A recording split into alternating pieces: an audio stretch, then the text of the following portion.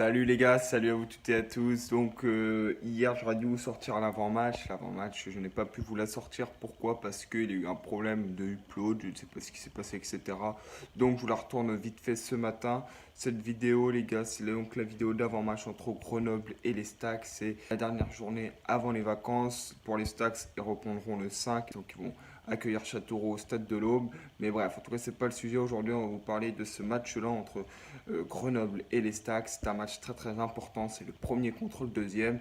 Et tout de suite, avant que cette vidéo elle commence, les gars, n'oubliez pas de liker, de vous abonner. Ça me ferait énormément plaisir. Et puis nous, tout de suite, on est parti pour cette avant-match. Alors déjà, 5 petites stats à vous dire sur ce match-là. Donc c'est Grenoble, reste 9 matchs sans défaite avec 5 victoires et 4 nuls. Côté des Troyens, eux, c'est 12 matchs sans défaite. Une petite chose à savoir, c'est qu'ils jouent tous les 3-4 jours, ça fait 2 semaines. Donc l'état physique, elle doit être un peu plus diminuée, même si les Stacks, ce week-end, ont procédé à des turnovers, que ce soit côté offensif avec la titularisation de Tsouk, d'habitude c'est Johan Tousgar, etc. Batles avait déjà pris un peu le coup en faisant tourner ce week-end face à Niort. Côté des absents, il y aura Ravet côté des Grenoblois et côté de l'Estac, c'est Lumeka, Pintor, eux sont encore blessés et Florent Tardieu, lui, il est suspendu malheureusement et on sait tous l'impact qu'il a ce joueur-là dans l'effectif troyen, c'est celui-là qui touche le plus de ballons du côté des Troyens. Petite chose à savoir, c'est en cas de victoire de l'Estac, il prendrait 6 points d'avance sur Grenoble, mais 5 points si au cas où le troisième venait à gagner.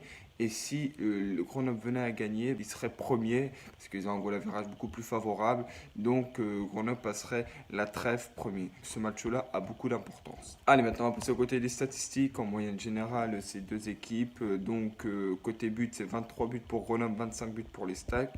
Des buts pris, c'est 10 et 12 pour les Stacks. Les penalties concédés, 1 pour Grenoble, 2 pour les Stacks. Aucun but encaissé, eux, les deux équipes ont fait 8 clean sheets. Côté possession, 53 de moyenne pour Grenoble, 63 côté des Troyens. Et côté de la précision de passe, c'est 80 à 82 pour les Troyens. Je pense que ce match-là va être très très équilibré. Niveau possession, sans aucun doute, ce sera les Stacks. Mais je pense que quand même, on n'aura pas une victoire de 2 buts d'écart. Ce que je veux dire, ça sera une victoire, je pense, avec un but d'écart. Et côté de la compo probable, les Troyens, donc comme je vous le rappelle, Tardieu, il est suspendu. Donc ça resterait d'être Gallon, Mutombo, Guérodon, Salmier, Bas, Ravelson, Pérez, Dingomé, Gori, Berthelmé et Tousgar avec son fameux schéma tactique avec ses fameux 3 défenseurs pour Laurent Batles.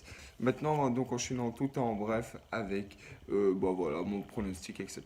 et ma physionomie, comment je vois le match. Alors déjà, je vois le match d'une simple manière, c'est que j'ai du mal à voir Grenoble avec le ballon, on va être clair. Je pense même qu'ils vont le laisser tout logiquement. Et même s'ils le voudraient l'avoir, je pense que les Troyens ne laisseraient pas du tout les Grenoblois avoir le ballon. Donc ça va déjà être un peu plus pénalisant. On sait que les Stacks tirent en moyenne, il me semble, 15 à 20 tirs. Grenoble, il reste sur 2 matchs très très poussés, réduit à 10 contre 11 leur adversaire. Sur les 2 dernières confrontations, ils n'ont jamais su l'emporter.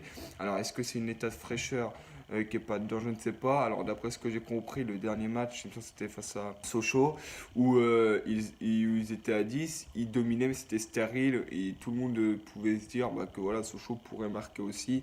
Mais je n'ai pas vu le match, mais c'est d'après ce que j'ai compris, etc. Donc oui, ça va être un match, pour moi, je pense qu'au Grenoble, niveau physique, les Stacks ont l'avantage.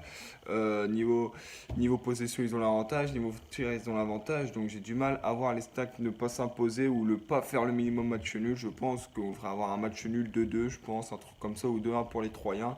Mais en tout cas, j'ai du mal à voir les Stacks perdre. Mais on le sait tous que Grenoble, au stade des Alpes, ils sont invaincus depuis ce début de saison, il me semble, en 7 matchs. Je pense que c'est victoire et un nul.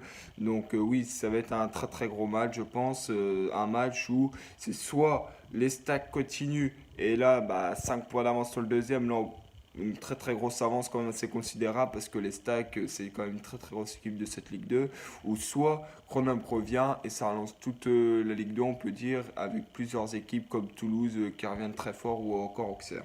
Donc ce match-là a un enjeu très très capital, mais on le sait que les Stacks, pendant les gros matchs, ils ne flanchent pas. On l'a vu face à quand ils ont fait match nul. Au Paris FC, contre le Paris FC, ils ont gagné. Contre Guingamp, ils ont gagné. Contre Amiens, ils ont gagné.